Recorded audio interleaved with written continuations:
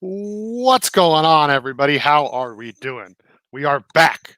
It's another episode of Joel Cupcake Unedited live. What's going on?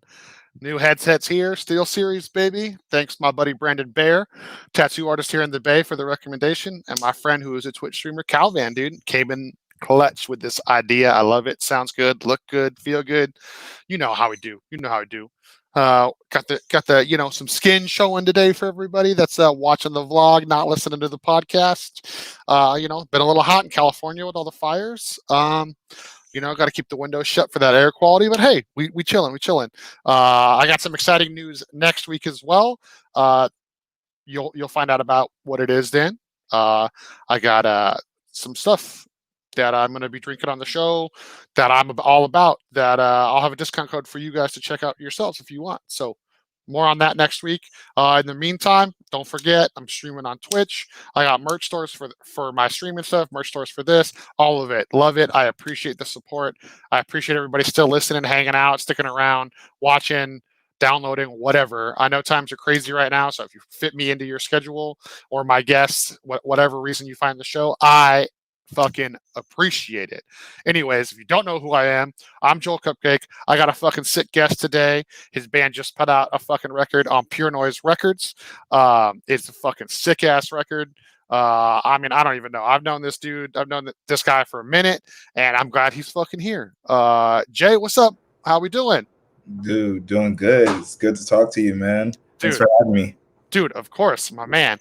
Fucking straight out the gate, that fucking record, dude. My boy, let's get it, dude. Like, yeah. Shit is good, dude. Like, for those of you who don't know who UnityTX is, you know what I mean. They sound nothing like Phoenix TX. Just to clear that shit up, clear that up. You know what I mean? Like, it's. I'll explain to how my ignorant ass wants to explain it, Jay, and then I'll let you explain it. But I look at it as like a metalcore, like hardcore band infused with hip hop. You know what I mean? Jay's the vocalist. It slaps. Like, I have I don't need to explain it any other way. Like, people have tried it before, and it ain't never been done like this, and it's good, and I love it. I've been a fan of Unity for a long time. I've recently, in the last, like, 2 years, we kind of became friends, Jay? Like, Three. My bad. Yeah, like, I've helped Jay's band get a few tours with some of the artists I manage, some stuff like that. I've always had his back when it comes to, like, advice and industry mumbo jumbo and all that fucking happy nonsense. So, I'm glad you're here on the show with me, my dude. Yes, sir. Thanks for having me on here, dude. It's honestly, it's sick. Well, thanks, dude. Thanks for fucking no, for real. Like, I'm just gonna be straight up. I love that you're doing this, dude, because like this is something that's definitely new for like my circle of friends, because nobody's actually trying to present themselves like how you are. So it's sick to see someone who's actually doing it and going for it. Just want to be cool. Yeah, well, like, dude, my whole thing is like, dude, like, everybody puts on the face. Everybody speaks the same way. Everybody does whatever the fuck they want. Even like, I have a lot of people here that like some are friends and some are supporters, and like both of them might not know every aspect of me or every side of me, because like when I'm at a show or I when I have to be the guy representing an artist and trying to get a record deal, like, I put on a little bit more serious face. When I'm at the show and I'm working, I'm busy, I'm stressed, I'm sweating. I'm running a show, I'm making sure bands are getting paid, the show's on time, which never happens, but that's not the point. You know what I mean? Like, shit like that. And like, I don't have time to turn on a smile and grab a drink with you all the time. You know what I mean? So like, I wanted to come out here and do this like unedited shit. Like, I don't make a fucking dime off doing it. I love doing it. Darius was just on here. I've had the Within the Ruins boys on here. I got Adam from Oceano coming up. I got fucking, Darius from Spite was on here. Kaylee from Rivals. Like, I'm trying to mix it up with what I got going on. I've had a few manager buddies, a few promoter buddies. It's sick, dude. It's just like, I want people to get to know you. Like, Unity's tight, but that's not what we're here to talk about. Everybody should fucking listen to Unity, though. Like, for sure. Like, everybody needs to check your fucking band out. And like, I don't even care if you say it, I'll fucking say it, because like, it's very rare when people are like, oh, this is the new shit, this is different, whatever. Like, literally, I have never heard a band do what you guys do. Thanks, it's tight because we're also boys. You know what I mean? Like Yeah. we're friends, so it's like not only am I supporting my friends, but this band is fucking sick. You know, like my girlfriend doesn't listen to nearly as much like aggressive music as we do in our circles. You know, and even she fucking loves your shit, dude. Like, cause she loves the blending. She loves the blending of the fucking hip hop or rap, whatever you want to call it, and fucking, you know, like Yeah. metalcore, hardcore. It's fucking sick, dude. Yeah, It dude. is sick. It's honestly like just kind of like a surreal thing that like this whole thing that I've been doing for years has worked out. Like this is literally the guitar that I've written everything on. So like I've still That's been, so sick. holding onto it, and trying to write this newest record and everything. Mad Boy was probably everything I had been building up for, for years and stuff. And then I went through a lot of like serious shit during the whole writing process and stuff that really kind of pushed me. It was fucked up, dude. I was like homeless for like honestly like 9 months. And then like I want to say like a month or two before I wasn't homeless anymore was when I went to the studio and I just said, fuck, I'm just gonna throw everything out and just do what I can. And it worked. Literally went to the studio, made it at the beginning of April, and then got signed by the end. That's so tight. Yeah, I remember when you told me what was going on, I was like, dude, that is fucking sick. And I know you have Tom from Stray managed you guys, right? Yeah, Yeah, yeah. the boy. Dude, he's so good, man. Like I love Tom to death because Tom truly has like let me know like whenever I'm being a bitch about shit and I'm like freaking out, whatever. He's like, yo, trust me, it'll be fine.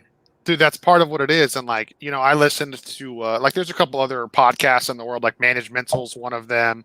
There's like a music biz one. There's a couple music ones, and I think it was Managemental is the one I was listening to on like a road trip we were driving a Nam with a couple buddies, you know what Yeah, I mean? And somebody had one on, and like this piece of advice stuck with me. I'm pretty sure it was Biggie that said it, who's like that's the dude that manages like Every Time I Die and Terror and BT Man.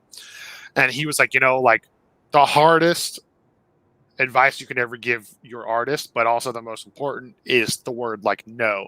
You know, like sometimes tell them no. Sometimes, yo, you're freaking out. Like chill the fuck out. Trust the process. Like sometimes you have to be that pushback. You know what I mean? Like I never try to like tell my artists like, yo, that idea sucks, or like, yo, like tell people to like not be with their creativity. You know what I mean? But it's like sometimes there's just like shit just they need to know that there's a possibility it ain't gonna happen. Like, and yeah, it's not a devalue thing. It's just a like this is just the fucking way shit works. You know? yeah. It's definitely a reality check that some people don't really have the luxury or I guess they aren't lucky enough to have during their musical journey and stuff. It's cool to be able to experience something that I hear so many horror stories about and actually just Yeah. isn't bad at all. The Well, and worst that's is just oh, oh, time. yeah. Well, and that's why like me, like I hit you guys up a while back about like maybe managing, like trying to help each other out. I know Yeah, you had another guy helping you out then, and it's like, dude, it's cool. Like we're still boys. I don't give a shit. Like it's not just about the business and the money and like it's like like that. At least that's how it is for me. yeah, Like yeah, I'm glad. I like before Corona happened, I was making a stable living off music. Like that's fucking sick. That's the dream for yeah. everybody. You know what I It mean? was sick. Yeah, it was sick. But you know what I mean? But it's like, how many times have I always offered like to you, like, yo, you need anything, like I got you, And it Oh, didn't matter that you weren't on the roster. It didn't matter that you weren't like on my team or like whatever. Like we're homies, like you're a fucking good dude.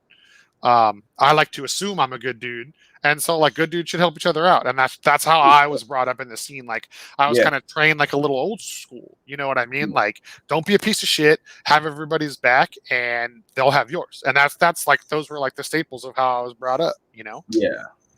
Yeah, dude. I mean, like, it's really been like cool, like just being able to like work with as many people and stuff. But like, I will admit, like, if I didn't have you, supporting me and like helping me out throughout the past few years, I wouldn't have gotten the tours that I had been on. I hadn't really gone on very many tours, and whenever I went on those tours with your band and everything, it was like, the best experience of my life.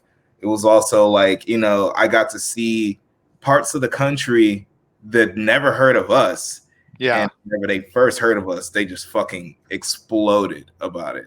And it was just like, damn, dude, like that experience was sick because like the Sabella Boys, man, they're like the whole tour, record release tour was just literally like a big party the whole entire time. Yeah. Except for when Distinguisher's van would, lose a trailer tire or something like that. Yeah, they were cursed that tour, bro. They were fucking cursed. So bad, dude. The first day of tour was terrible, and I was like, I feel so bad for these dudes. But like, yeah, but you know what? The first day, like I talked about it on another episode. There's always the first day, like blues or hiccup, or like some band always has to have something just get like royally fucked up the first day. Like it wouldn't be a tour without it, bro. Like just straight up, like because I tour managed for a couple of years, so like I know it's a thing, Yeah.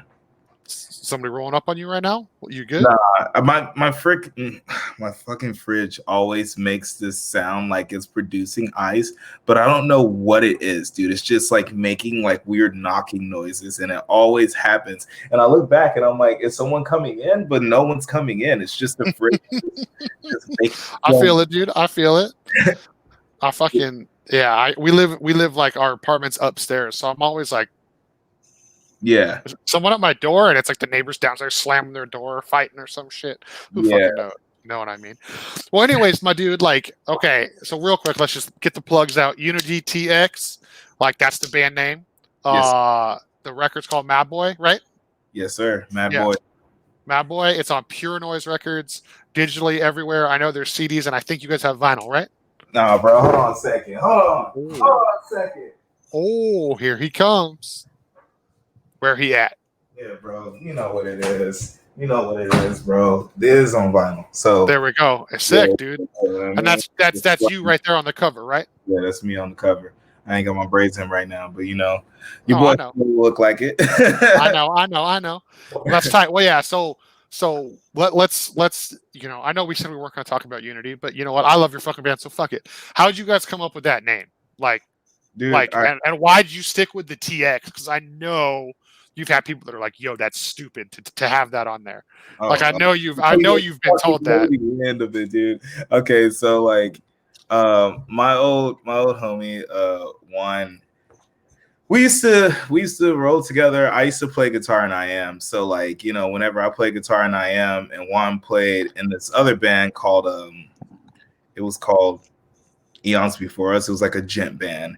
And sick. Like, I was gonna say it sounds like a fucking gent band.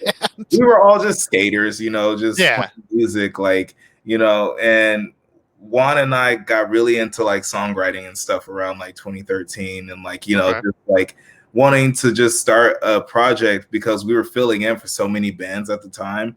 And he was like, yo, we should start just like a heavy side project. And I was like, where? He's like, yeah, you should do vocals for it. I'll play guitar. And I was like, word. Well, I mean, like I can write some demos and stuff. And then he was like, yo, we should name it Unity. And like brought up the Dave Chappelle, like Unity. And like, oh yeah. Yeah, so literally our band name came from Dave Chappelle. Dave Chappelle literally saved my life. I did not fucking know that. That is sick. Dude, is sick. Fucking sick. Like, if anyone asks, like, what is your band name? Like, where did it come from? Whatever. It's like, bro, look, I smoke rocks. And people would just be like, what the fuck does that mean? Be like, yo, look, Tyrone Biggums, blah, blah, blah, Dave Chappelle, blah, blah, blah, UnityTX, blah, blah, blah. Okay, so Unity's from Dave Chappelle. The TX, I obviously just put it in there. And this was like way before like all the other bands. I feel like there was only a few bands that put TX in their name that I knew was like out there, like Ivy League TX and Phoenix TX. And I think that was... Isn't Phoenix TX not even from Texas, though? Aren't they from like Arizona? Do I have to Google this? I don't, dude. I mean, I obviously don't fucking know. I'm gonna look this up, but I feel like they should be from Texas. They have to be from Texas. Yeah, they're from Houston, Texas. Okay. Oh, okay. All right. I was like, oh my god, I was about to get upset. but yeah, I just wanted to put the TX in there. But like, whenever we had first made it, it was like I wanted it to be Unity TX with the uppercase or whatever. And I think I fucked something up on Facebook to where it just looked like fucking like, like Unity-TX or something like that. So people just got stuck or accustomed to that. And I was just like, whatever. But like, I've always wanted it to just be like, UnityTX. Just said like that. UnityTX. Yeah. Not Unity Texas. Unity's cool. But like all the hardcore dweebs or whatever that would get so upset about the name, like, dude, it's a fucking word. Yeah. God. And they're like, bro, some shitty metalcore band from Texas is naming themselves Unity. Wasn't upset, like just like trying to talk shit, saying like we're trying to be like the next like hardcore youth crew band when it's just like, no, bro, like I just wanted to fucking name my project something, bro. Like, I write all the music anyway, so it's just like, I think it's best for it to be called Unity since it's like a blending of so many different genres anyway. Yeah. Well, and everybody in the band, you all have different backgrounds and all sorts of different shit. And, you have a couple people from like 3 or 4 different or like ethnic backgrounds in the band. You know what I mean? Yeah. We used to have like a whole different lineup. This is my 3rd or 4th lineup. Okay. I don't think I've seen you with the current lineup because Juan was still in the band when I saw you guys last, which was at So What. Oh, well, that was Alberto. Alberto's in the band. Juan left and started creeping. Oh, you know what? I'm thinking about Alberto. That's who I'm homies with on Twitter from your Alberto band. Literally just like he just has been there since the beginning. Yeah. This is the beginning first live video of the band. Alberto's on stage. He's the only person in the band who's been here as long as I have. That's tight. It's insane because like he's like literally like listened to almost every demo that I've like pretty much written for the band. I've just sent it to him. He's like, this is tight. This is tight. This is tight. And we have not used any of them hoes. Like there's like a cool like most of Mad Boy, I don't think I sent it to them. Like the rap songs I made in the studio. And then like Peace of Mind, like I maybe showed them that song and they were like, cool. Hail Mary, I don't think I showed them that because I thought it was way too hardcore. And I didn't know if like they were like thinking that was going to be like me trying to sell out or whatever. So, I didn't send that one, but I went to the studio with that one, just dropped that one out. What other ones on there? Ruckus literally was written at practice by Alberto fucking up on guitar. Dude, those songs that are the funnest, bro, that have like a fucking real ass story. You know what I mean? Or like they're named after like the goofy friend of the band or just like some shit. You know what I mean? Yeah. Like all of them have something to it. And like that's fuck it, man. It's tight. That song slaps, dude. I love it, dude. The intro to that record is Dude, I'm not even gonna lie, like Hiram Hernandez from Arizona helped me write the demo for that song. And the production that we had in the original demo was like insane. Like it was like ungodly. It sounded like a fucking transformer standing up and like punching like a skyscraper, dude. Like it was so fucking chaotic. But, I like that. We had to re-record the record so we could actually shop it because it was like I was very into the whole recording this with this producer, recording that with that producer, and mixing like all these things to get a mixtape. But like, labels don't really, they can't really maximize. That's too hip hop for labels. For like a hardcore. Yeah, like I know what you mean. Like I know. I understand what you're saying. That's dude, but fuck, man. Well, you ended up with Tom. You have a great fucking manager. Now Pure Noise. I mean, I don't really think you can't really argue that Pure Noise is like, dude, they're insane. Top 3 labels in America, if not the world. You know what I mean? Like, like they might not have all the fucking money that like Metal Blade and Fearless have. Yeah. But like, but like they're a real label. They support their fucking bands. They get, I mean, dude, they get Stay Champ CDs and Story So Far on fucking Target and shit, dude. Yeah. Like, ain't no other label from like our corner of the world doing stuff like that. Well, like Epitaph is, but I mean, when you're owned by the dude from Bad Religion, you're gonna get whatever the fuck you want. You know what I mean? Yeah. Damn. I didn't even think about that. Yeah. Pure Noise is pretty much that fucking label. Like most of the bands that I grew up like loving or whatever is just on the same label as me right now. I'm just Which like, is, dude, as a musician, that must be so sick, dude. it's insane because I'm about to like start working on my solo shit and like, you know, like I know that they are into like the whole hip hop thing for Unity, but I'm gonna be like, yo, what's up? So I got these songs. Like I have a camera set up and everything. Like I'm just gonna get like actually good quality stuff because like during this COVID stuff, like it's hard to maximize Unity shit because I need 4 other dudes or 3 other Yeah. dudes. So you know, like all I really have right now is like myself. I could still write the Unity demos and everything, but like for the most part, it's like, dude, I have like a whole ass vision with my like solo project that I've been just like working on for like the past 3 years. So Yeah. you know, I'm sure it could be of like some cool way to put out, you know, with like them or like, you know, just like kind of maximizing it because doing it DIY, like, you know, it's like it's kind of pointless. Like you're with a label, why would you like keep things out like DIY? Yeah. Well, yeah, but I mean, at the same time, like it's a different project, different artistic vision. Like you might have different shit you want to say. You know what Yeah, I mean? Like, who fucking knows? You know, and you do a lot with your time because, like, you're also, I mean, you've been the is it host, MC, it's head DJ for Emo Night Texas for yeah. what 5 years now? Host MC is definitely good. Yeah.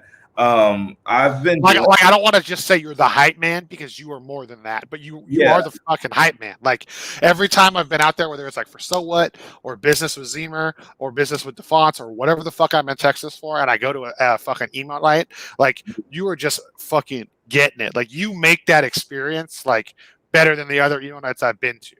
You know what I mean? Like if I was gonna tell somebody like, oh, you haven't been to one of these yet, go to the fucking Texas one. That's what Yeah. I would fucking do. You know? Yeah, dude, it's been insane. I've been doing it for about 3 years now, and it's been it's been awesome for me because it's like extra practice to performing.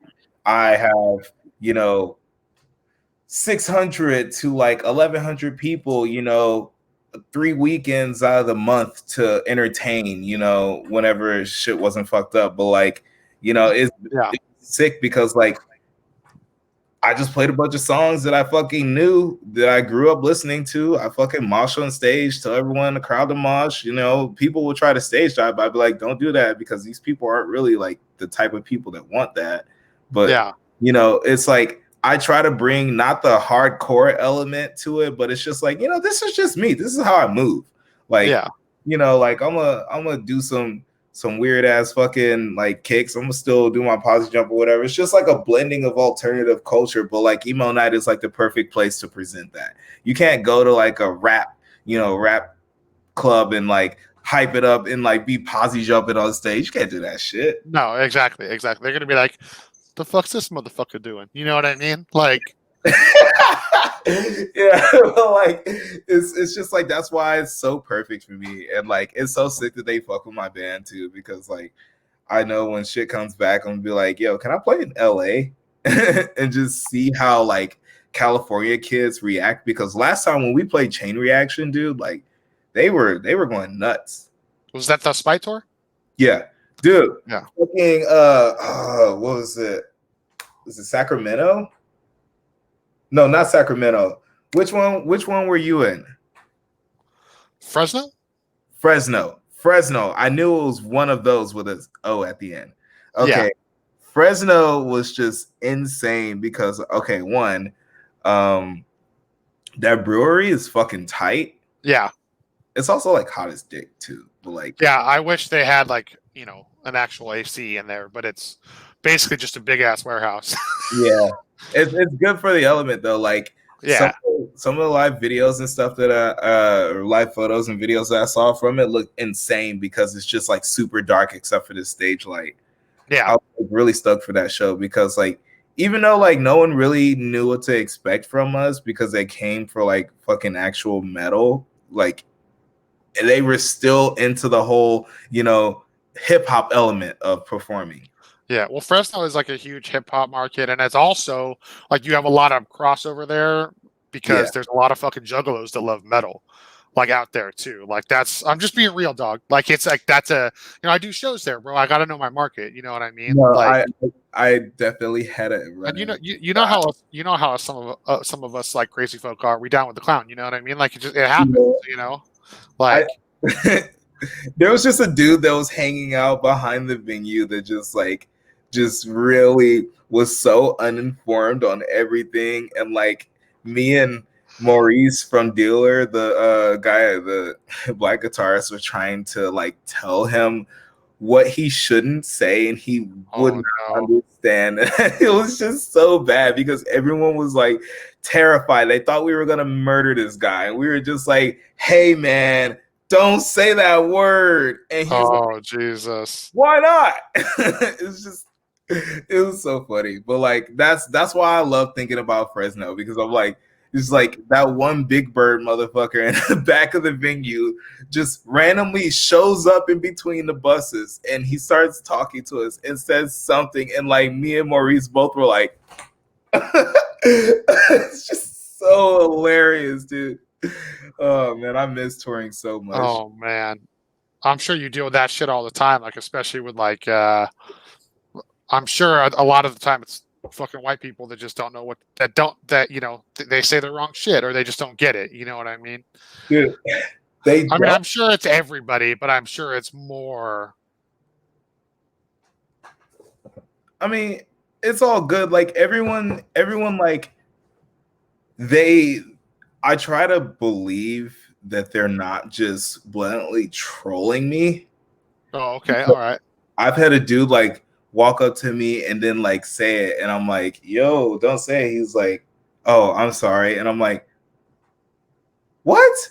Are you actually sorry? Like, why did you say it in the first place? You should know, like, to say it. Like, that's just pretty much it. Like, I don't know. I feel like people try to test the waters, and I'm like, bro, shut up." And even whenever, like, I will admit that I heard a couple people during Ruckus on that Spite tour say it. Yeah. It was on Instagram live videos or whatever, because people would be hyped for the song and everyone would be recording, and then there's that one white kid in the crowd like just screaming at the top of his lungs.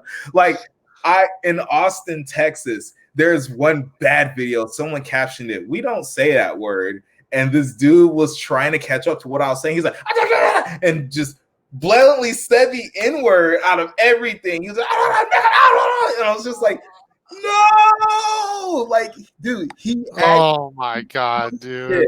But like, it's fun and games. Like, it's a song for me, and everyone gets fucking hyped or whatever. If I absolutely stopped it to be like, "Yo, every single fucking person here, shut the fuck up, get on the ground," blah blah blah, like, it would just be so awkward. So it's just like, hey, how about we just know, like, first off, not to say it, and if we do, to expect someone probably coming to crack you upside the jaw. Yeah, exactly.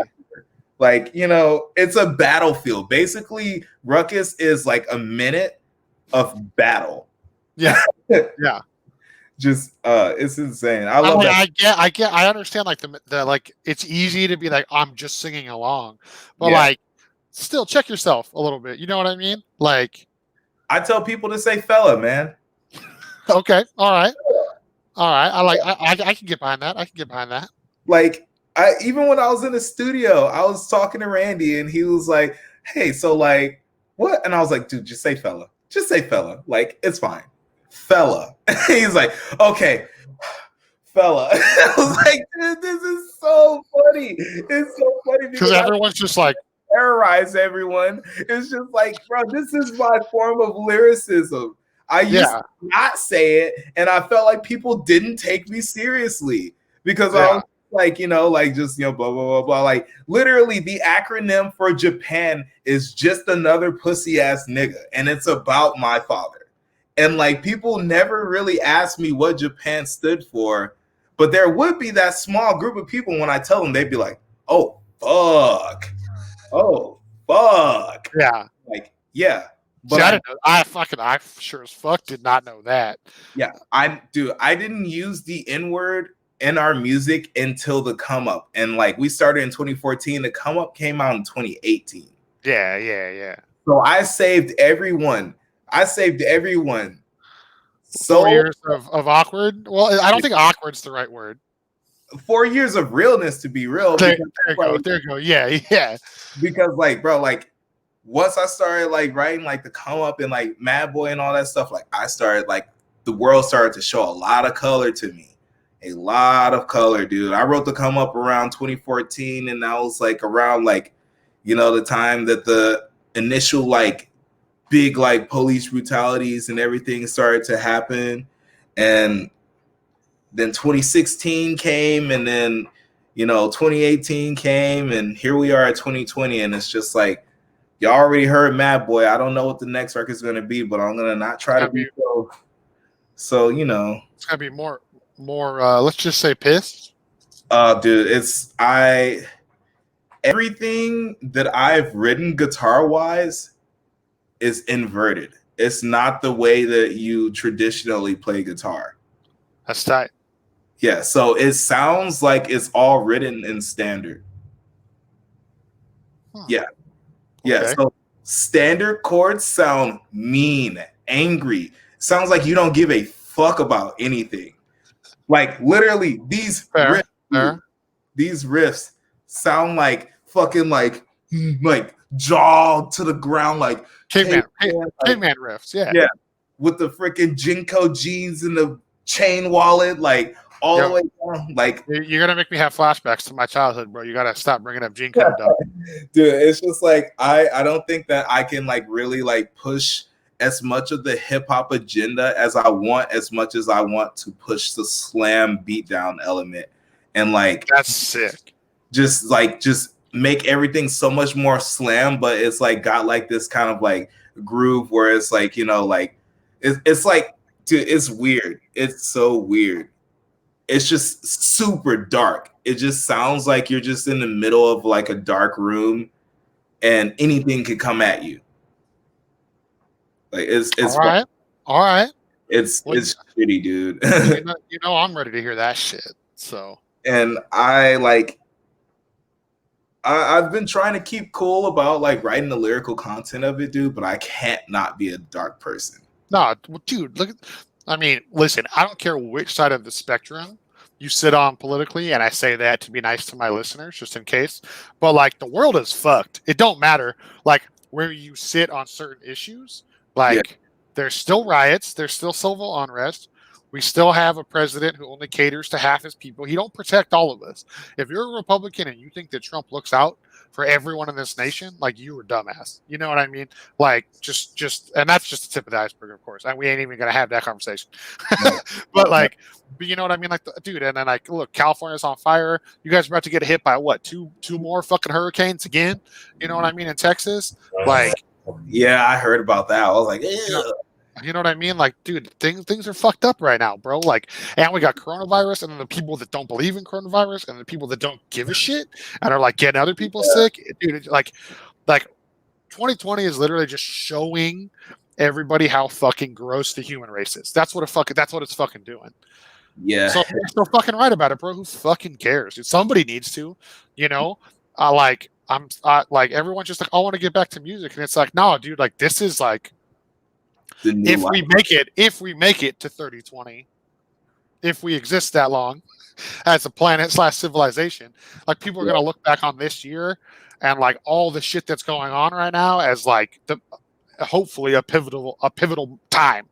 You know what I mean? Because the people that don't want all the gross human bullshit are finally saying enough. You know what I mean? Yeah, you're good. Yeah, you know what I mean. So, but yeah, fucking, I feel it. Well, anyways, dude, like, let's go back. Let's go. Like, how did you grow up in hardcore? Did you grow up in hip hop? Were you like, how's it work? How did it break down? Like, how did you get to be who you are today? I mean, I basically I grew up not really in anything but hip hop because like my brothers were like rappers and my uncle was a rapper whenever I was growing up and stuff. They tried to get me to rap, but I couldn't like quite like hold my like I would try to rhyme, but I didn't know very many words. you know. Oh, okay. But I tried playing like piano and stuff and like, producing a little bit, but I didn't know how anything worked when I was a kid. But I just kind of came up on my own. Like I discovered Linkin Park and System of a Down, Sum 41, and all that stuff in like 2000, 2001. Right. And, I was born in 91. So I was like, 9, 10, very impressionable age for it. And not to mention, I was fucking watching Raw and SmackDown. So I discovered fucking Limp Bizkit from fucking Undertaker. Yep. And like, it's just like it kept going from there, like, and then I had MTV, so I got to watch music videos. So I saw fucking, Sonny from POD, in an interview on MTV, and then they showed the music video for like either Youth of the Nation or Alive. But like, it's just like I grew up watching the MTV era of things because I didn't have anyone to show me anything. Yeah. No, I mean, I get it. And that's why like my like presentation and like music with Unity sounds so like distinct, like it could be on like MTV or something like that. You're the living, walking, breathing, talking embodiment of the Family Values Store, bro. That's what you are. Like straight up, dude. Yeah, you need to make a Family Values Store ripoff, like Unity ripoff, bro. Just do it, dude. Yeah. I was thinking about doing like a little like thing called like Rock Fest or something like that, where I just had like all of my homies on it and stuff, and like people who I have collab songs with can like come out and like we just like have like this crazy ass big like session, like not like a cypher, but like switch out instruments and like there's a DJ that plays the rap shit, whatever. It's almost like a fucking medley, but it's like with just everybody switching out. It should be hard, but like it'd be hard. Yeah, that'd be sick though. It'd be fucking. I'd be about that. Dude, I just wish that life wasn't like this. Brother, I feel it, dude. Like, there's man, so dude. many ideas to maximize. Oh man. And everybody watching, just to make this crystal clear, yes, I don't want to make it weird. I just called him brother, but I call everybody that because I was raised in the wrestling world, and you call everybody that. It don't matter. So don't make it fucking weird. Anybody that watches this, I don't want none of that nonsense. Okay. Hulk Hogan. Oh, I don't even know if we should talk about that. Oh no, there's way too many funny Hulk Hogan stories that just involve with just literally the Booker T Hulk Hogan thing right there. Oh my god, dude. He says, Hulk Hogan, I'm coming for you. Like, dude, when I remember being a kid seeing that, like that was my first real exposure to like that word. Like I was like really sheltered as a kid. Like I don't know if you know that about me. So like I heard that and I was like, what the fuck is going on? Yeah. Dude, it was just fucking golden. It was golden. And like, he's still here. He's still affiliated with WWE. So, like somehow. Yeah. The Spinneroonie is pretty iconic. I don't think you can get Oh, you mean Booker T. I thought you were talking about Hulk still. No, yeah, Booker's still around. Dude, yeah. I love Booker T. Oh, Hulk Hogan. I'm not I don't look at Hulk Hogan nowadays. Yeah, that's why I was like, I don't want to bring that. I don't want to talk about him, but you meant Booker. Booker's fine, dude. I love that guy. 5 times, baby. Dude, literally Booker T was like the epitome of like hype for like 13-year-old me sitting there with my homies or whatever, our sleepovers, watching SmackDown, hitting Spinneroonies in the living room. Like seriously, like 5 times trying to get the best Spinneroonie, dude. Shit was so tight. Dude, I love it. That's when it was good, man. That wasn't like, the product's still good in a different way, like nowadays. But like back then, man, that shit was fucking wild, dude. I feel like nowadays it's more superstars instead of like, people like I don't see very much blood in WWE nowadays. No. Well, it's just not wild. Like it's all like I'm a superstar. I'm this character, and it's all about the character. It's not like Mick Foley. I am sorry, like. He cannot talk that well, and like he ain't a character. He's just a crazy ass motherfucker, and that's why everybody loved him. And like that's what people don't get. Like some people, like Stone Cold, boom, he had the attitude right. In recent years, like I know some people think she's overhyped, but like I loved Becky Lynch when she did the whole like I'm the man thing, like that fucking badass attitude. Yeah. Sasha Banks right now, like dude, her and Bailey Like I literally, like I remember a couple months ago, I called it. I was like, "Yo, okay, Bailey's SmackDown champ. It's gonna be sick if they get the titles back, and then Sasha gets the Raw, and they just run the shop." And dude, they're fucking doing it, and dude, Sasha with the whole like I'm the boss. Those fucking fits she's been wearing lately, Yeah, dude. She's like, just that's what I want, dude. Like that's like the remnant of what we all fell in love with in the Attitude Era. You know what I mean? And it's like, yeah, John Cena's tight, and like he puts the butts in the seats, and like, hey, I mean, he can cut a good promo when he lets loose a little bit. He cuts a great promo, you know. But it's like, okay, that's cool. That's some wrestling fans, but then it's like, give me more of the fucking attitude. Like right now, they're doing like asshole Randy Orton. I love asshole Randy Orton. yeah, dude. Like when he's just like him and the Miz are the heel of heels in my opinion. You know what I mean?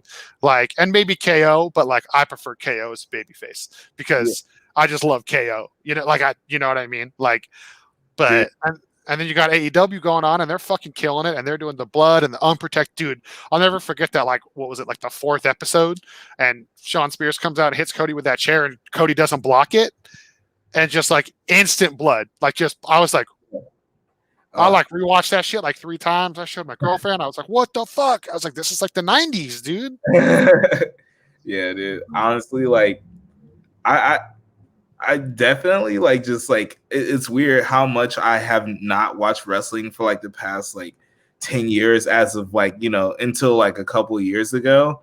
And it's like, dude, whenever I last watched it, it was like Hardy Boys are making their way out. And I think it was like people like fucking Shelton Benjamin, Charlie Haas with Kurt Angle, like, you know, just doing like that. And then like I came back and I was just like, what is all of this? And you know, Shane McMahon is still going hard. Yeah. And I haven't gotten a chance to like catch up on AEW, but like I have friends out here who wrestle too. And it's like they're like talking about how they have people that are getting into that shit. So that's what I'm ready for. I'm ready for one of my friends to make it big time so I could be like, yo, that's my motherfucking G. And like some of them have actually asked me to write some shit for them. So I'm like, do it, dude. Yeah, I got a boy fucking do you know who Zicky Dice is? Does that name ring a bell to you? What was it? Zicky Dice. Sounds familiar, but he sings for Heart to Heart, that pop punk band that used to be on Pure Noise. But you know, the NWA still exists, the National Wrestling Alliance, like the OG, like that's where Ric Flair got started. Oh shit. So they still exist, and Billy Corgan from Smashing Pumpkin actually owns it. I know, weird, but that fool loves wrestling. Dude, just Google Billy Corgan wrestling, and like that dude's a fucking mark, bro. Like it's insane. That's like, how cool it is. Yeah, and so, but my friend Nick, he wrestles under the name Zicky Dice, and he's like the total like hot pink fanny pack, has the bleached mullet, wears like the insane Bret Hart looking like sunglasses. He's just like your '80s old school, like just heel. Like he's so obnoxious you love him, and like he's their television champ right now. And like when I found out that like he was like getting the belt and getting a shot, I was like, that's my fucking dude. Yeah. You know what I mean? Bro. I love seeing my people come up, especially in like wrestling worlds and stuff too, because it's like I know your ass put in work for that. Oh, dude. Like people think being a musician's hard. No, man, trying to make it in wrestling is hard. That's like, no thanks, dude. Dude. Yeah. If I give up on music, I'm probably just gonna try to be a wrestler. Dude, there you go, bro. There you go. I would love to be like a fucking manager. You know what I mean? Just get like super ripped and do nothing but freaking slam people on the mat and front flip on them. There you go, dude. See, I don't even want to do that. Just give me like a nice suit and cut the sleeves off it and just let me yell at people like a manager. You know what I mean? Like KO. Yeah, there you go. Dude, I love watching KO, but I hate seeing his face whenever like he gets upset because he's just like yeah, he's so animated, dude. He's so animated. Dude. Shit's insane, dude. Shit is insane.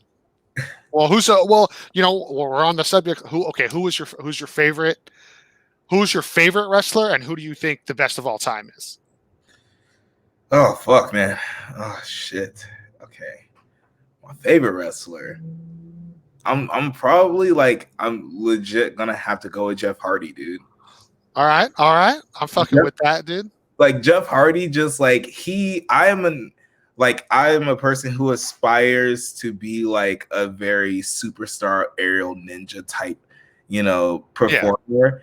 And he executed every bit of that in the 2000s. Like, Dude. Yeah, there's not. Yeah, I dude, know. and even watching Ricochet nowadays, I'm like, bro, this dude's crazy. Like, and Vince does not know what to fucking do with him, man. Like, he just keeps putting him in events to get his ass whooped. yeah, and it's and I mean maybe it's because he won't do some of the crazy like through tables, through ladders stuff. You know what I mean? Because like Jeff Hardy would be like, "Oh yeah, you can hit me with a truck. I don't fucking care." You know what I mean? Like that fool is crazy. Yeah, I mean, I went to Royal Rumble and I like watched Ricochet come in, and it was pretty cool, like seeing him in person and see what he can do. But like, I know what you mean about Vince doesn't know what to do with him because he's never stood out. I've only just seen him live. There's no press, or he doesn't have any partnerships that I've seen or anything, which would fucking be cool to maximize if you knew how to do it. But it's just unfortunately just another light-skinned dude wrestling. Yep. Yep. Well, and it's like stupid that I don't know if you saw that. I mean, we all know CM Punk. He would always say like, "Yo, like let's bring more exposure to the sport." Like he wanted to do like sponsors on his shorts when he fought, and then like Vince told him no, like repeatedly, and like Triple H told him to drop it and never bring it up.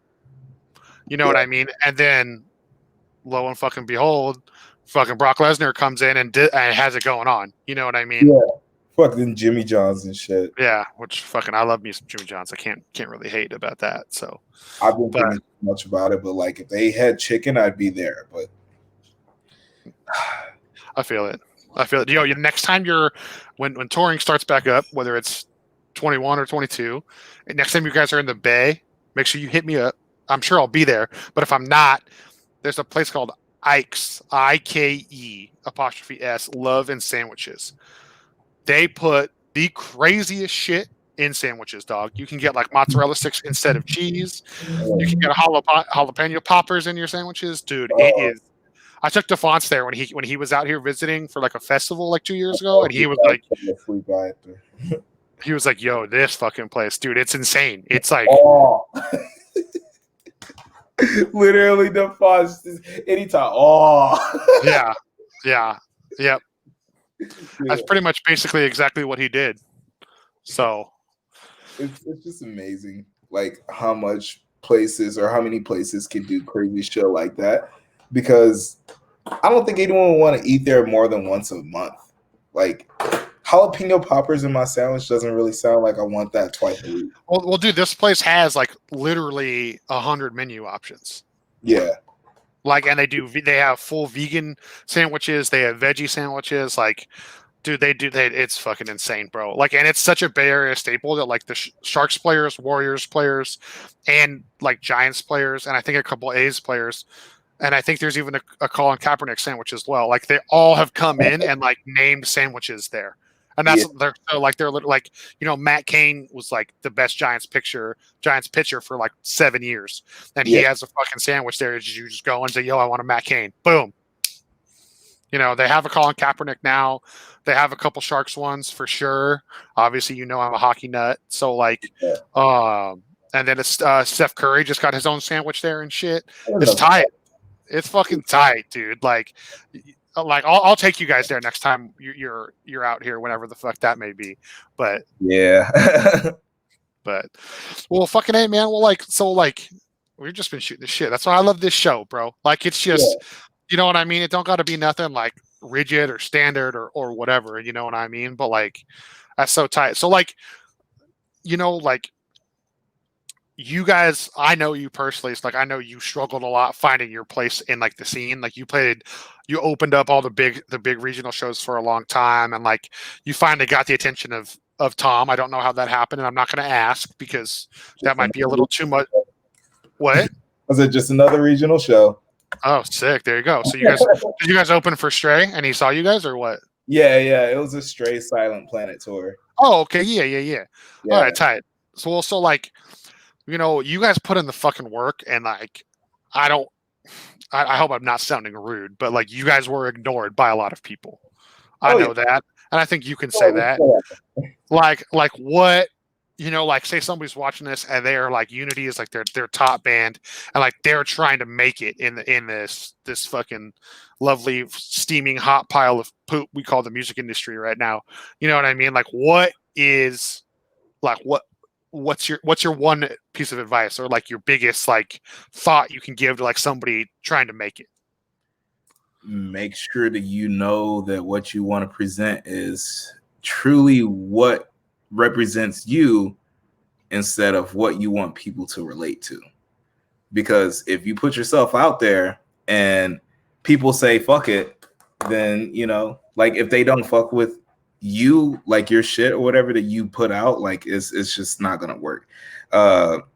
With me, obviously, I've been doing this shit ever since 2014. So it's like, Mad Boy was just like me putting myself out there, but adding more elements because I had just been expanding my musical writing shit. So I was like, Yeah. I'm just going to make these instrumentals of different sounds and then spit bars over them. So I still put myself out there, but it was like I made instrumentals that I like and instrumentals that worked into the niche. Now, if it was up to me, some of the songs would have just been straight rap beats with like fucking guitars, but I don't want to do that. That's there's so many people doing that right now, and it's like, how will anyone ever stand out? Yeah. No, dude, like, you, like I said, man, like, not to, like, I know you're on the show and, like, you're my boy, but, like, you've created such, like, a unique thing. Like, sometimes, like, I forget what song, there's one song on the record that, like, sometimes I skip it just because, like, what you're trying to do is so different, it's hard for me to get it. And I don't mean that in, like, a bad way, but that's a good thing. You want somebody to say that shit about you. You know what I mean?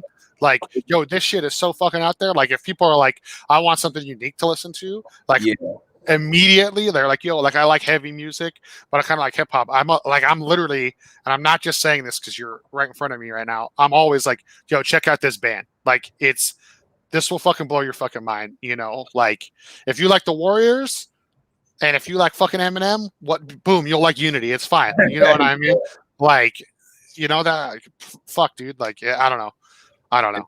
It's insane, like how much I've like crafted out of this and like completely made different chunks. It's like this sound on this record is not a specific sound, to be real. It's a bunch of different sounds, and the only thing that actually meshes it together is my vocals. Like, think about it. Like, no, I mean, you're not wrong, dude. yeah, like I have the instrumentals to all these songs, and it's like, yes, they rip, but like anyone could easily scream on them. I just like to push the challenge and the hip hop agenda by spitting bars over whatever, and as long as it meshes, the word I would use is flow. Like your flow, your lyrical flow over the tracks is like, dude, it's just like ain't nobody else gonna be able to fucking do that. You know what I mean? Yeah, that's what I like to like really like get out of it, because it's like I've never really gotten off got off on having like long like roar roar roar roar, like that stuff is so boring to me. It's like if I got a bar or whatever that I'm gonna spit it, and it's gonna sound dirty, especially if I do it live, because it's like, all right, cool, I can either not go so hard and just kind of like spit it softly and people still go nuts for it. But the thing is, everyone can spit with me rather than just all scream like, like I hate dude. And there's still some people nowadays still thinking that I'm screaming whenever I rap. I'm like, it's not like I'm not screaming. I'm probably talking like this, and like it's just over some aggressive, like extreme ass music, and like it's just crazy how people can just overlook that. I'm like, bro, why wouldn't you like something like this? You can understand it. This is what people say that, like, people the problem with metal is. Yeah, literally. And this is something they can understand. And like metal kids are just like, I don't like this. And I'm like, it's fine. It's fine. I mean, this isn't for you. This is kind of like just for me. Like, this is like my hybrid theory. Yeah, well, and like I tell people, like being musicians, like like I have a lot of bands that hit me up that like, hey, like we want to get big off playing music, and I'm like, well, are you writing music to make money, or are you writing music for yourself? Yeah. You know what I mean? Most of actually, I think all the artists I work with now would all answer like, we're writing the music we want to write, and we're glad that people dig it, and that's the attitude you should have, because in the long run, you're going to get further, because like like I'm not gonna talk shit on any bands, because I don't like I end up doing that too much on my show. But like there's a lot of bigger bands that like they were sick and then they wrote the record that made them money, and now what the fuck are they doing? They're fucking trapped playing to fucking 20 people. You know what I mean? Dude, yeah. It's crazy. I'm honestly like super nervous about this next record, because it's like I still have my distinct sound that I want this record to be like and everything, but everyone has caught on to like a lot of the formula that I've like had with like my songwriting. So like there's so many bands out here spitting bars on their like, gent tracks, on their like fucking post-hardcore tracks, on shit like that. And it's just my thing that makes me stand out is just the fact that like a lot of this shit that I talk about is just like, it's heavy stuff that I've like dealt with. What are most of these other bands talking about? What are these guys doing? The same bullshit as everybody else. Yeah. Or just talking shit about other bands or whatever. It's like, nah, bro. Like, like you gotta like write about, like document, or basically if you don't have like a therapist, you have to like basically, unravel yourself to the beat, in order for it to like make sense. Like you can't really get very much help whenever you're a musician, because like you have to spend all your time investing into like creating and stuff. So you have to nurture it. You have to nurture your sound, nurture, your mind and your vocals and everything, to the point to where it works perfectly for you. And I feel like a lot of people try to rush it too much, or they try to, basically, be so overpowered without even knowing how powerful they can be. Like, I know I could do deathcore vocals. Do I want to? No. It's just like, what's the point? I'm with it, dude. Yeah, like it's like I'm a shower, not or I'm a grower, not a shower. But like, like it's basically that. It's like, look, all right, I'm not gonna scream and do deathcore vocals and rap bars like fucking Franz. I'm not gonna do that. No, because that shit's just like, why would you ever want to do that? That shit seems painful, dude. Like, having a seizure. I know him, and I still don't know how he does it. Every time I watch him do it, I'm like, you're fucking insane, and probably not in a good way. Yeah, like there's this dude from Dallas who does it honestly probably better, and his name is Hunt the Dinosaur. Oh, yeah. Dude, kid's insane. I've known him for years. He used to drum for like this heavy, like crazy deathcore slam band named Osage Hills, and then he just pulled out Hunt the Dinosaur out of his ass. And like I'm listening to his Look at Me Now cover, and he's just like, he's doing Chris, Busta Rhymes, like all their parts or whatever, like just like fluidly. And I'm like, this is insane. I can never amount. I don't want to amount. That's crazy. And Busta Rhymes, a lot of people write him off, but that fool is talented. So I don't understand who would. He's so good. He's just, I think it's one of those like, oh, he fell off. Like, what's he done recently? Who cares? You go listen to everything he put out in like the 90s and the early 2000s. Yeah, like that fool was like lyrically, and just his, like the amount of words he's able to say a minute, it's insane. Yeah. Him, like Twista, like literally like people from like Bone Thugs and Harmony, they were even like, super quick with it. And it's just like, they're still trying nowadays, but nobody really cares that they're around. They've already made their impact. They're just trying to last, so nobody needs to be trashing on Busta Rhymes, because his music videos were fucking crazy. Yeah. No, I'm with it. Yeah. And like what you were saying about Unity, like, I mean, there's like different vocal styles are either becoming more prominent or coming full circle a little bit, you know what I mean? Yeah. Like the bands that I would say that are the most different that I love right now, like are obviously you guys. I love what fucking Peter and the fucking Kaonashi boys are doing. God, I love that fucking shit, dude.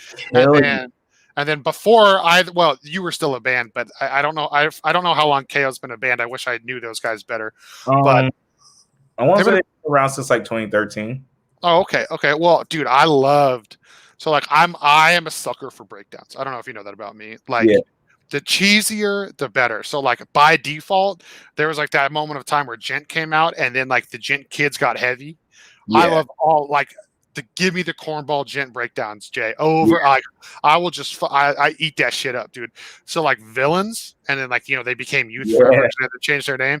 That band, like the way he sang and just all that shit, dude. I loved that band, and like a lot of people in California were like they're like, oh yeah, we fuck with Sworn In, but we don't fuck with that other stuff, that Villain stuff. That's not our thing. And I'm like, what, dude? That shit was chaotic. It was, dude. It was like I was like, what is going on, man? Like. I love it, dude. I love it. So like, yeah, man. But like, I love this new like way of merge. Like Kaonashi's like a fucking like an emo, like heavy metalcore band. Like there ain't no other way to say it. You know what I mean? Like, I've honestly like, I think I want this next record to be more emo based and like, I guess like so much of like the hardcore or whatever, like I still want it to be metal, but I almost like want this to have like a from first to last heroin vibe to it as well. Ooh, okay. Because like I grew up on stuff like that, and it's like it's not fair to my music taste if I don't include like hardcore. Well, dude, you're writing music for you, like we just said. Like, like fuck it, man. Who fucking cares? And dude, I mean, honestly, like let's be 100% real. The crossover, it's there. Like, how many fucking people from the hardcore scene do we know that fucking jock Post Malone, myself included? You know what I mean? Like, he had fucking Ozzy on a track. That is who the fuck? No one's done that. Not since. What Eminem had fucking Elton John on a song, you know what I mean? Like that's been what 20 fucking years. Yeah, and that kid's from Dallas too. What? And that kid's from Dallas. Posty? Yeah, he used to hang out at the door like the venue that we all like basically. Yeah, he used to be one of those kids. That's insane. I did not know that. Yeah, it's fucked up, dude. Like my girl, she's like she loves him. She like found out about him whenever he first started doing like his like Post Malone shit and like went to go see him before he blew up. And it's like, just look at where he is now. Yeah. I didn't know he was from Dallas. That's fucking tight. That's sick, dude. Yeah. Apparently he claims New York, but like he was from like a place out here. I think it's like South Lake. No, it wasn't South Lake. It's something like that. But it's like one of those like kind of like uppity suburbs.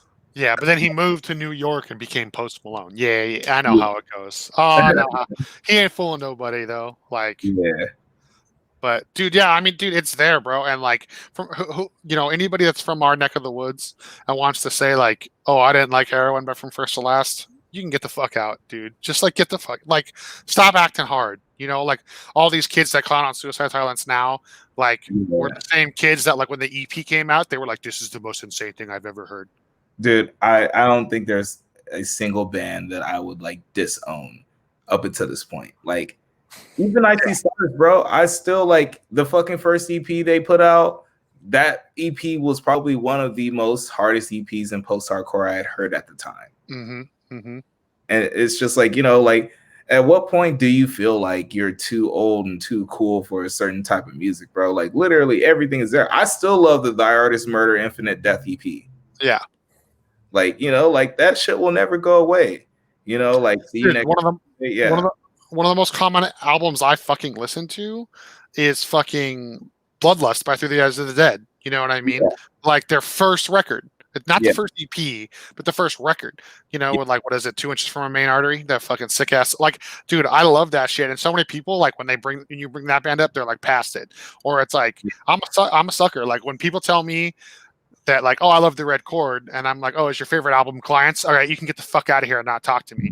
Like, Clients is a good record, but Fused Together and Revolving Doors, like that album, like that, like in my opinion, like deathcore and like modern deathcore was shaped by the Red Chord Animosity. That's it. Like, I mean, I wouldn't doubt it. I used you to know listen what I mean? to that band, like the Red Chord. I used to listen to them like literally it was nothing. It was like 2008, and I would listen to them and the Acacia String like it was nothing. Didn't even realize what the fuck was actually happening. Yeah, exactly. 12 years later, here we are, and I'm like, shit, I was in the heavy shit before I got into soft shit. Yeah.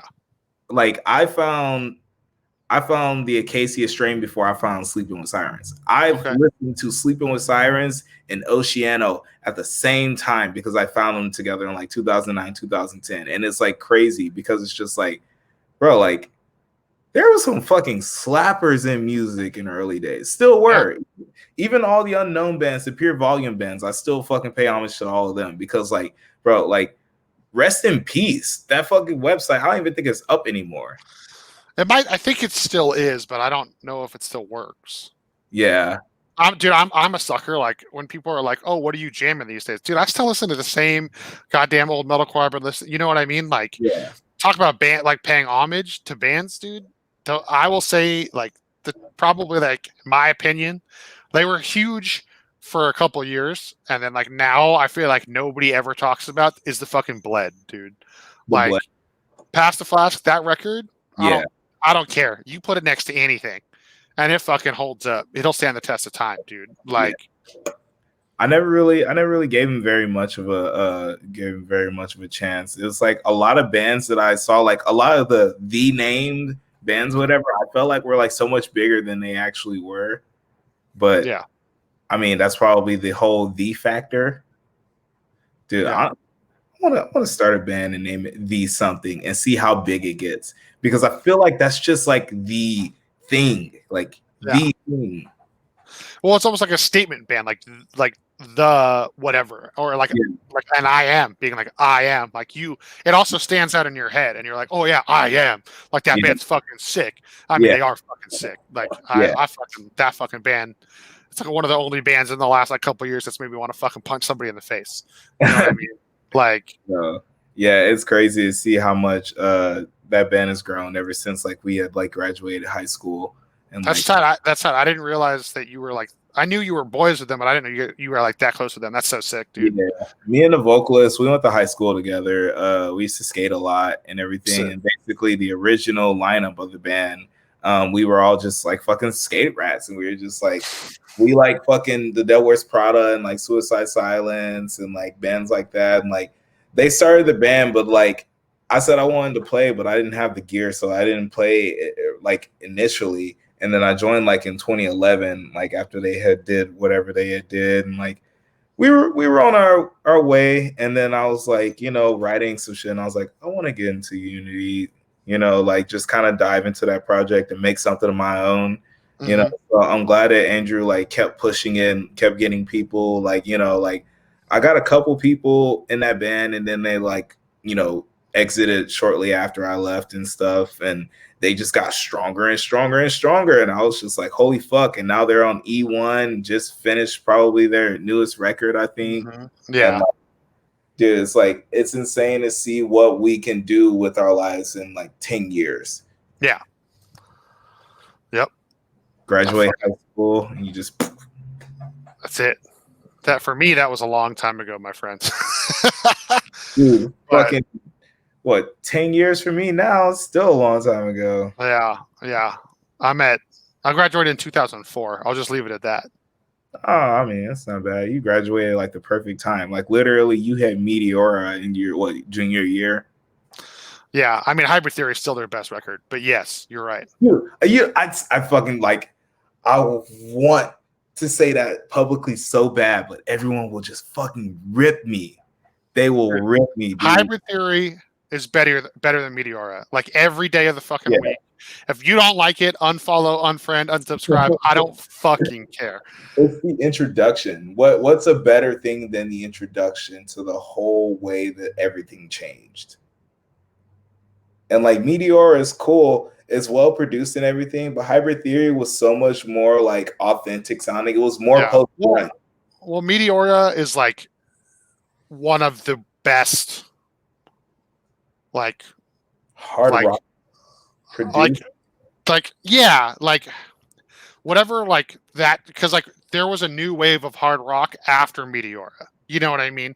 Yeah. Like, because like POD stayed POD. You know, the new metal bands, they all stayed new metal. Yeah. Or got weirder. Like System of a Down, they got weirder after Toxicity. Not in like a bad way, but their music just got a little more experimental. You know what I mean? Dude, they fucking went crazy, dude. Like that band is insane. I need to listen to System of a Down like for the next 3 months every day. Like, dude, fucking Question. That song is insane. Like, dude, they're so fucked of a band. I don't even fucking pay I don't pay enough respect to System of a Down. But they were first couple of bands, like it was Linkin Park and System of a Down, the two bands that I had to listen to that put me onto this. And it's just like, holy fucking shit, System of a Down. For me, it was fucking Limp Bizkit, dude.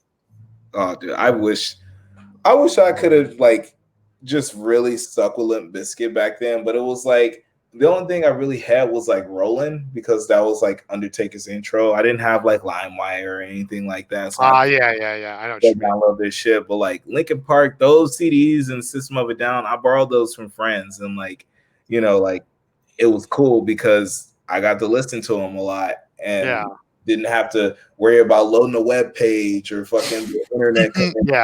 Kind of I was lucky in high school. Like I was definitely a weird kid, but like I had a couple, like when I was a freshman, I had a couple of people that were juniors kind of like took me under their wing, and so like a couple of them, like they had a really diverse group of friends where like a couple of them were like, yo, like here's like techno and EDM music. So like I listened to like KMFDM.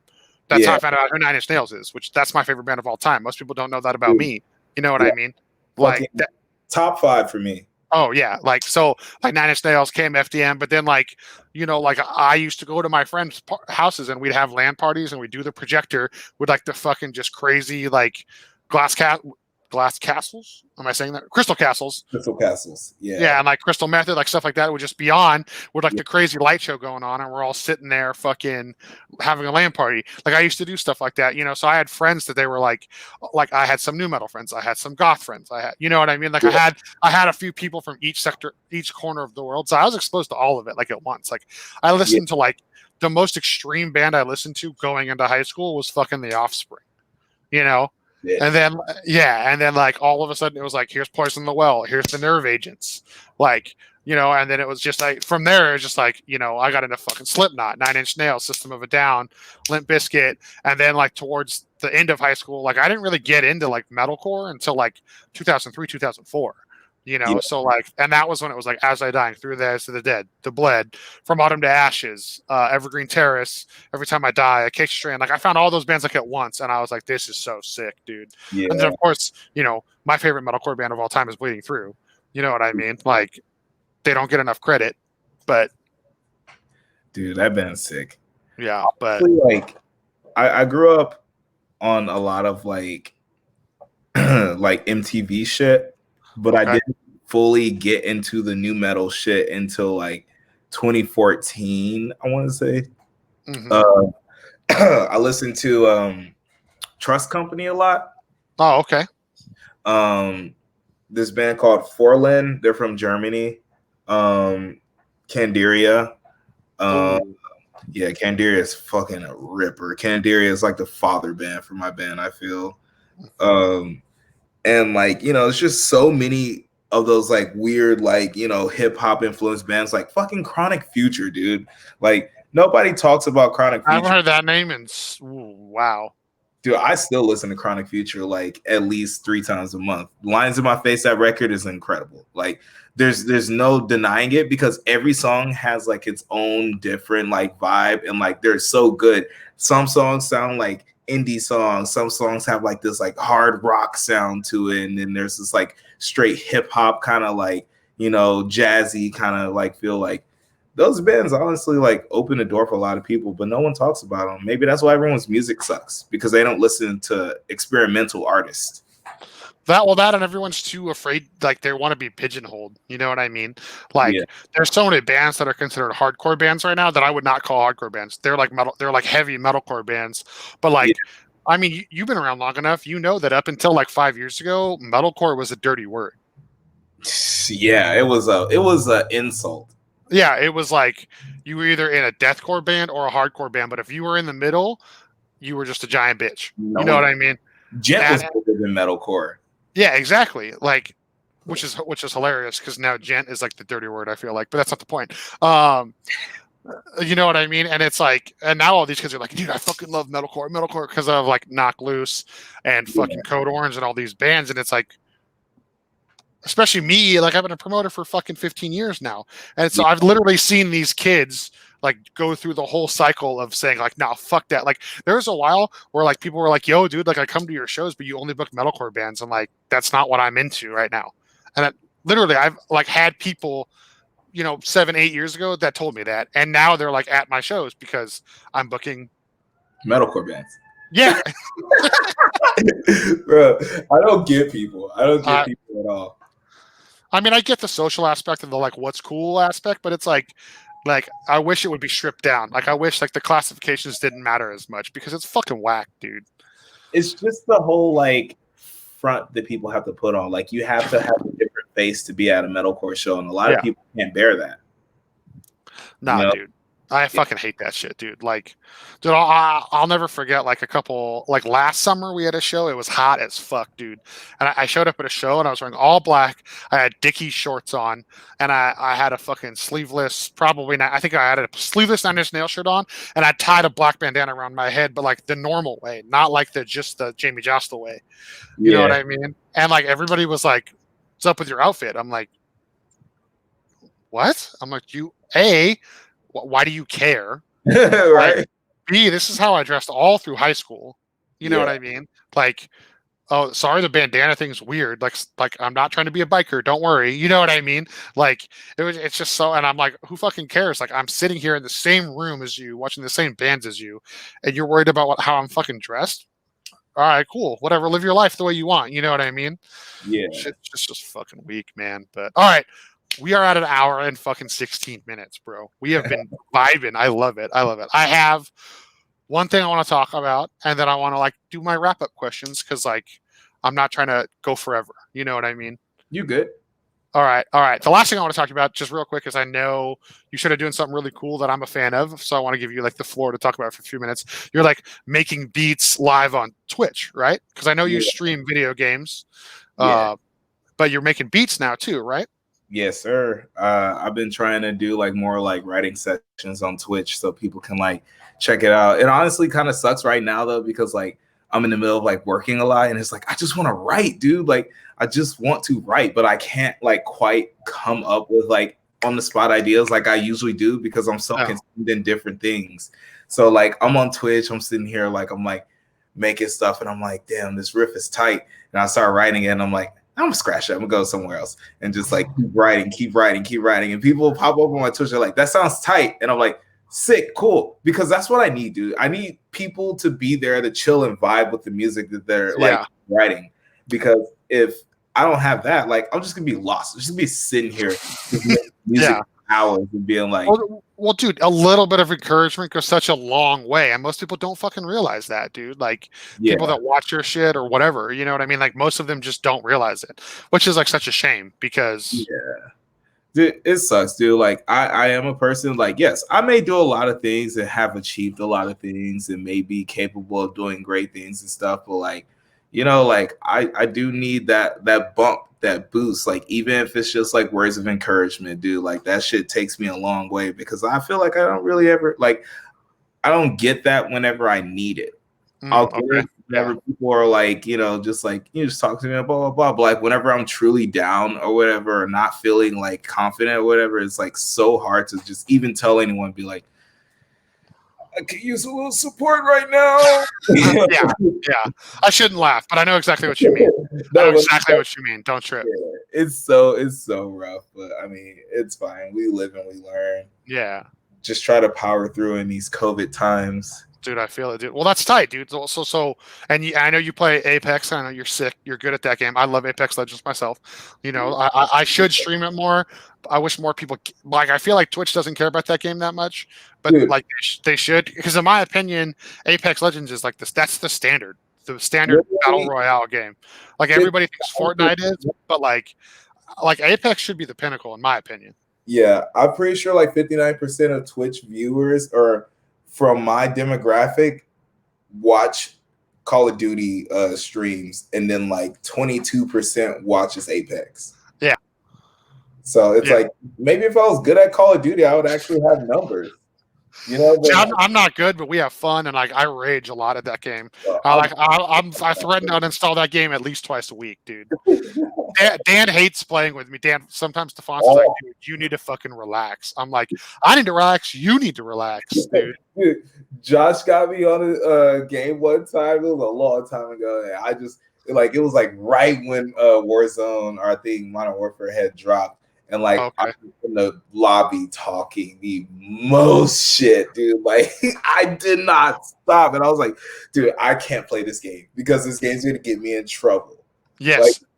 Like, that's why I don't stream. I had to. So when I play that, I mute everyone who's not in my party, because otherwise it's like, yeah, yeah, dude.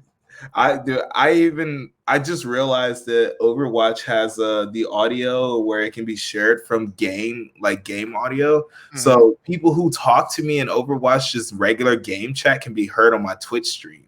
Yeah. So one guy was talking so much shit to me one time, and he was like telling me that I'm like trash, whatever. He was like, get off this character. I want to play with this character. And I'm like, what are you going to do with her? I'm over here dropping like 10 bodies per life. And he's like, oh, well, I want to play with her. You're trash. So I switch. This dude doesn't choose her.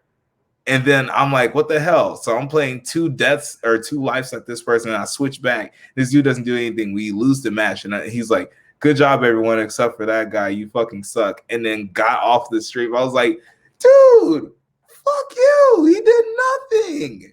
I hate it, dude. That game was so like, I still have it installed. I love Overwatch. Everybody, like right now, the cool thing is to hate Blizzard. Okay, I get it. Whatever. You know, I respect why. I think what they did is fucked up.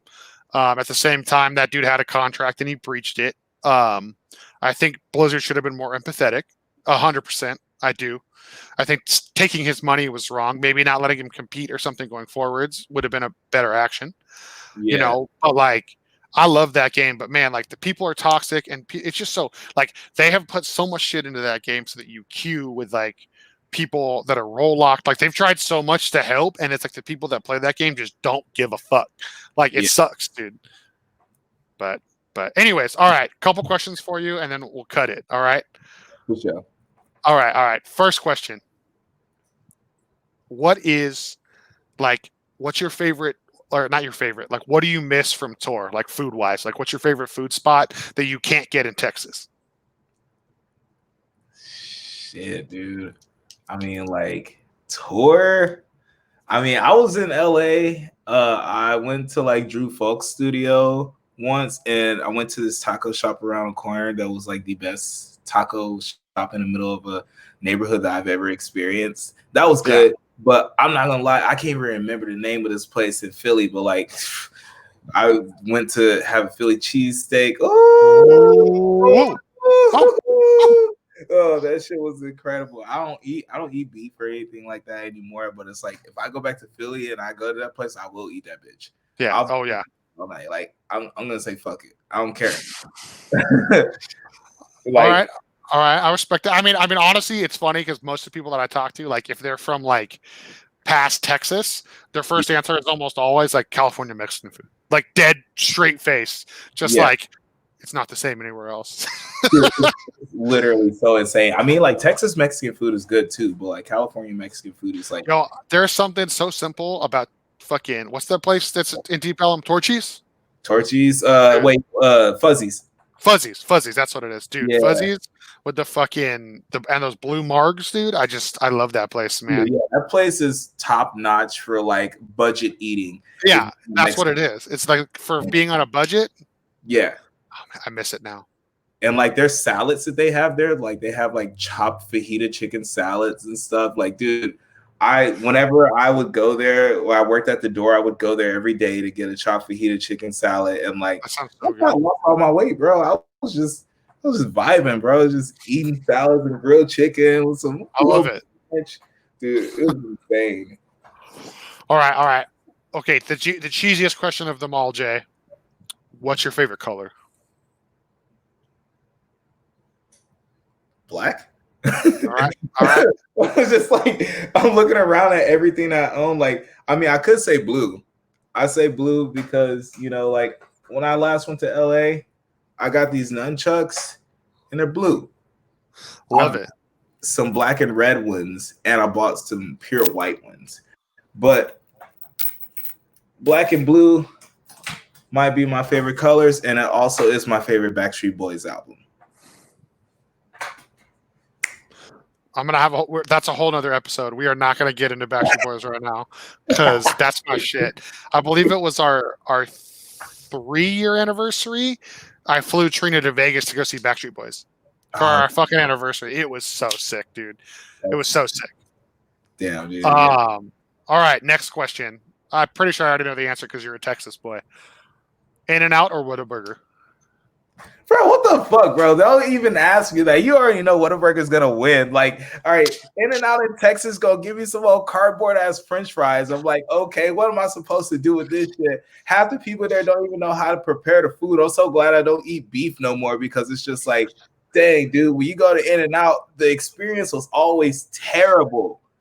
And it'd be like after a show, and they would not give a fuck because it'd be almost closing time because we're degenerates and we're like fucking, you know, like walking in close to closing time. But it's like Whataburger, 24 hours, you get whatever you get, but get fries with gravy. You're solid.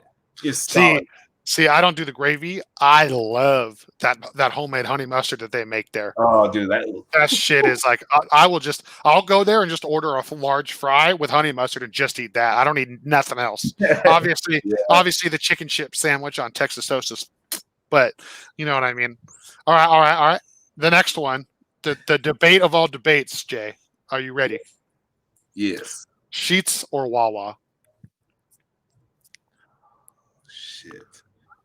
Shit, dude. Sheetz was like fucking amazing, but so was Wawa.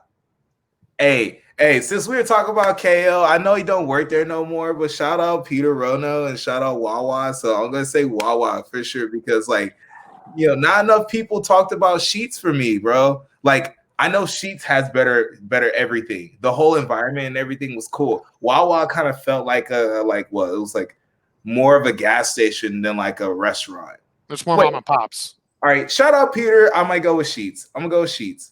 All right. I'm gonna go with Sheetz because, like, look, I only had Wawa like maybe like 2 times or something like that. I had one in Florida, and like it was just like okay. Yeah. I did get scratch offs. You want to know the trick to this question, Jay?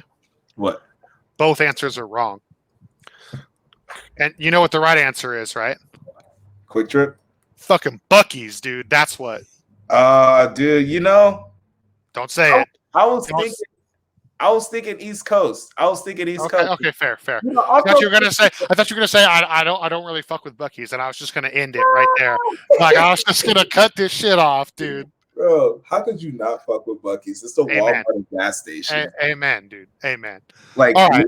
it's insane. Like you gave me a trick question, and you knew that my living in Texas ass wasn't gonna say Buc-ee's because that's what you would expect me to say. But I'm not gonna be like on this podcast like, "Hey, yo, motherfucker, yeah, give me some fucking Buc-ee's."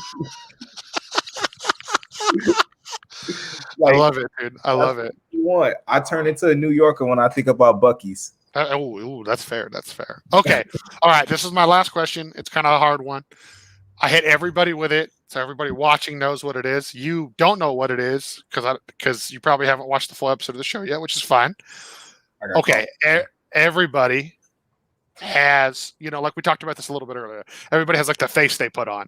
You know what I mean? Like sometimes you have to be UnityTX Jay, or sometimes you have to be Emo Night Jay, you know, or sometimes you just have to be like tough ass, like I was raised hard, Jay, because Yeah. whatever life throws at you, you know what I mean? So like all of us have something about us that they wish more people knew, like a characteristic or a hobby or like something that you like to do that like you probably like I face value people that just follow you on social media and don't know you that well, they don't know about you. Like for like so let's say let's just put it like this. If you could have your fans know one thing about you that you don't think is easy for them to know, what would that be? I'm actually really good at gymnastics. Really? See, I didn't know that about you. Yeah, I'm actually really good at. I like sophomore year, I was gonna be a varsity cheerleader, but I couldn't afford that shit. And like I was a skater, so I was just like, whatever, like skate or die, just shit like that. Respect. But yeah, the cheerleading coach at the school that I had transferred to had heard about me running up walls and hitting backflips and shit, and like wanted to check me out. So they like had me come to the gym after school one day, and I went in there, did a little, round off back handspring, back tuck, just Yeah. shit like that. And they were like, oh wow, he's really good. I like this. But like, I never pursued it. And that's the one thing that sucks about life for me is like, like it's always been hard to pursue a lot of things if I don't have the proper tools that I like need to be able to execute.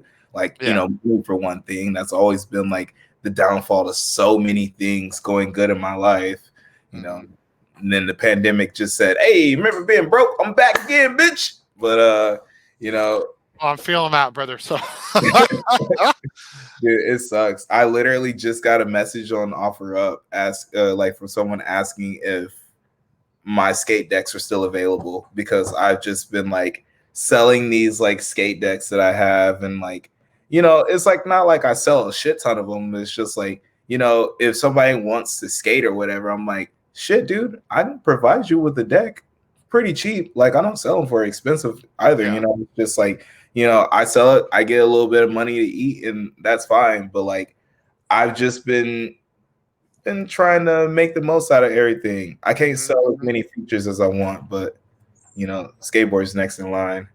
I hope that one day start a skate company. Dude, that's the dream. What? Yeah. What? Wait, we should talk. We should talk later this week. Yes. One of the bands on the pinup roster, the singer is the manager for Santa Cruz Skateboards. Okay. Oh yeah. So maybe I'll connect you guys. We'll do a little. Yeah, that'd be sick because Santa Cruz is fucking sick company. Yeah. He's the homie too. Anyways, all right, Jay. What's your socials? Like you and the band, how can everybody find you online? All right, so you can find the band under UnityTX if you just type in UnityTX, UNITYTX, all one word. You do that on Instagram and Twitter. You can go on Facebook, it's Unity-TX. You can find me under Basement Ghost, BASEMENT GHOST.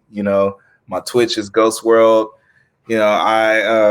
I'm all around, I got like SoundCloud, I have like all these different pages and stuff. But like if you go to my Instagram, you click my link tree, it'll just link you to probably about anything that I've created in the past 5 years and put out. There it is. And I will put Jay's social media links, and I'll probably put his link tree in the description of the video for all of you wondering how to connect with the homeboy. So we'll get that done. Listen, buy Mad Boy, spin Mad Boy, whatever. You still got it? Shut that shit off. That's right. Yeah. Check it out. Like one of the hardest working dudes I fucking know right here on the screen with me. Damn, that is you. That's uncanny, dog. It's fucking crazy. I'm like, bro, this is like the proudest thing that I've done in my life. That's so sick, dude. 2019 was like the most incredible year of my life, and like 2020. yeah, it was a good year for me too. Like that was the best year Pinup's ever had. Like the scene was prospering, like hardcore death metal, like all of the scenes collectively in the Bay Area were like taking off and doing good, and a lot of the drama had like passed and people were getting along, and like dude, it was just like such a. And then fucking 2020, dude, the first 2 months of 2020 show wise, like from like a the bands I was able to book and bring through was so fucking sick, dude. Last show I had was fucking Terror, you know what I mean? I had that Terror Warriors package, you know what I mean? Like it was sick. Show sold the fuck out. We did like over 400 people. I don't even fucking remember because I don't even think about music shit no more. And like, but like, and then boom, this shit happens. So it's all fucked up. But anyways, Jay, thank you for fucking joining me, dude. This has been a blast. Like, you're like the fourth person where I've just like hit up to do this who I actually haven't caught up with in a minute. So like literally the episode was like us catching up. So and that's what I fucking love about this show, dude. Like I'm able to do it. So everybody that watched or listened, thank you. Feel free to come find the channel on YouTube. Just look up Joel Cupcake Unedited. Hit that subscribe button. Even if you only listen to the podcast, it helps me out a lot. Let me hit your YouTube real quick. Oh, thanks, bro. I appreciate it. Thank you. I'll link all Jay's stuff in the videos. Like I said, Jay streams a lot of Apex Legends and also beat making, like I said, so follow him on there. If you end up in my channel, I raid him a lot. We end up watching him when I'm done usually. So that works too. You know, if you're listening on the podcast format, this episode was really fun. Try to watch the video if you have the time. If not, it's cool. I appreciate the downloads and the supports and the hits we get on that. Subscribe, follow me, Jay. Check out UnityTX. Cool announcement next week coming. More on that later. My guest next week is hopefully another rad person of color. Brad Pitt. Oh, I wish, dude. I would die. I would literally just be an hour of me staring at him going, just yell Fight Club quotes at me. That's like all I would ask him, dude. Dude, you gotta like pay for like one of those like cameos, whatever. Yeah, it just have him talk to you. Dude, my favorite ones are the guitar player from Every Time I Die. Yeah. Like the one that's kind of like he comes off strange, dude, and he'll just like you order one of the cameos of him talking shit, and it's like he just so awkwardly reads it off. It's fucking hilarious, dude. Yeah, honestly, I should have honestly. I was gonna have him do one for Zemer, but I fucking forgot. Actually, I forgot to wish Zemer a happy birthday. So, Mike, if you ever watch this, it's your happy birthday, and I know you're never gonna watch it. So, I feel like he'll watch it. I feel like I'm going to send it to him and say, "Hey, you have a birthday wish on here," and then he's gonna give up 5 minutes in and be like, "Oh well, thanks." Not surprised. Not surprised. Oh man, having COVID birthdays, it sucks. Oh, dude. Yeah, it's rough, dude. Mine was in May. Yeah, it was not pleasant. But all right, enough about that. Jay, I will have you back on the show. This has been a fucking blast. We need to have like a fucking Backstreet Boys like only episode. Like I'm gonna find a bunch of metal dudes that all love Backstreet Boys, and we're just gonna have an episode about that. Let's do that. You down? Yes, absolutely. Fuck yeah. All right, everybody. This has been another episode of Joel Cupcake Unedited. I'm your boy Joel Cupcake. That over there is your other boy Jay from UnityTX. Thanks for checking that out. Hey, y'all wash your hands, wash your ass, and wear masks. Mostly wash your ass. All right. See you next week.